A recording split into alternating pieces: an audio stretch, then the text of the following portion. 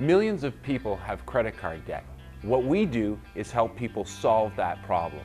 If one creditor tries to take a run at you or take you to court during this process, they're legally stayed from doing that. The creditor can't touch you. This process is through Industry Canada. It's licensed by the government that you're not paying us any money until an arrangement has been made with your creditors, and if the arrangement work is designed to work with your budget. So if you make a certain amount of money, your payment is going to be geared to that budget. It's not geared to how much you owe, and it's not geared to paying back your creditors 100 cents on the dollar. It's geared to making a repayment based on your financial situation.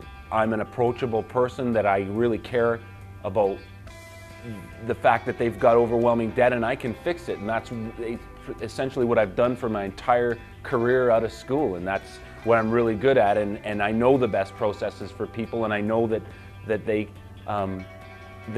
shouldn't be using another process. It doesn't work. That's the whole point of this thing on a website, is so that they understand that they can walk in the door and they're going to be treated like a human being, that they're going to have a solution that works with them. They don't have to give me any money up front, and that when they walk out the door, they're going to go home and they're going to sleep for the first time in 6 months.